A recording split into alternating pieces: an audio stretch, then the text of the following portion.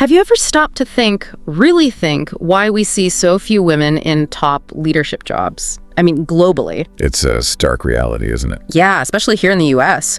Women make up half of college grads, but something like only 21 Fortune 500 CEOs are women. It's striking. It really is. So today we're going to dig into Sheryl Sandberg's book, Lean In: Women, Work, and the Will to Lead. It caused quite a stir. Definitely. Our goal here is basically to give you a feel for it, help you figure out if it's, something you want to pick up and read yourself. It looks at gender, leadership, all that workplace stuff. So what's the core message? What does Sandberg really zero in on? Well, Lean In is more than just like a how-to guide for your career. It's really a call to action. A call to action for women specifically. Primarily, yes. To take risks, be ambitious, stay really engaged in their careers, even at the very top levels. She talks about internalizing the revolution. Internalizing the revolution. What does that mean exactly? Challenging yourself. Exactly. Challenging those self-imposed limits she believes often hold women back. Things we might not even be conscious of. And she gets personal with it too, right? She talks about things like the imposter syndrome. How does she frame that? Yeah, she's very open about it. She describes that feeling, like you're a fraud even when you've achieved things.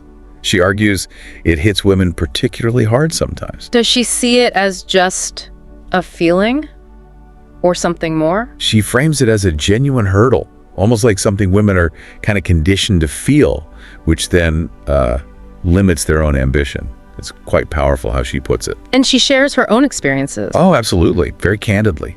Doubting herself at Harvard, feeling almost embarrassed when she was named one of the most powerful women. It makes it feel very real, Right. Makes it relatable. But it's not just internal stuff she tackles, is it? There's the external perception too. Yeah, definitely.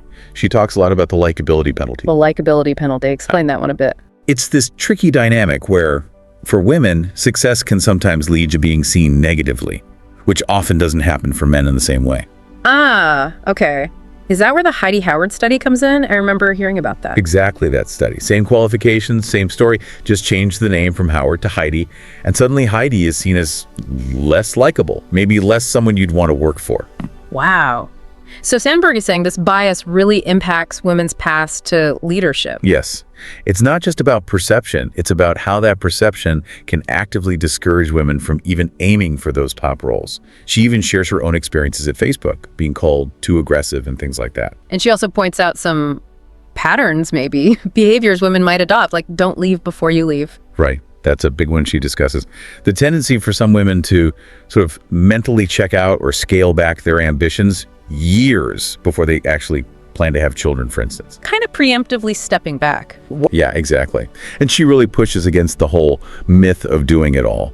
Her advice there is more like, done is better than perfect.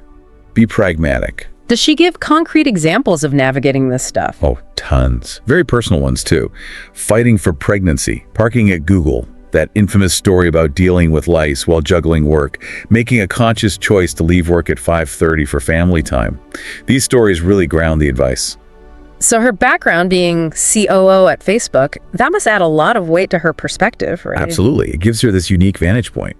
That, combined with how open she is about her own life and vulnerabilities, makes the book pretty impactful.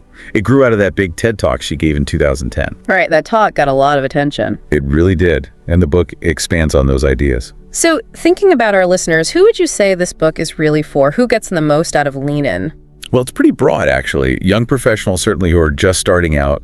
Women already in business looking to advance, definitely. How about others? Managers. HR. Yeah, HR leaders looking at policy, managers wanting to support diverse teams. And importantly, she also directs points towards men, encouraging them to be real partners at home, to lean in to family life too. So really, anyone interested in workplace equality. Okay, so it sounds like it's much more than just a standard career book. It is. It's this blend of her story, research data, and some very practical, actionable advice. It's really meant to get you thinking, maybe start some action. It definitely leaves you with things to chew on. That question she poses is powerful. What would you do if you weren't afraid? Exactly. And maybe thinking bigger, how do we all contribute to a future where leadership isn't gendered? Where we just talk about leaders, not female leaders. A thought-provoking place to end.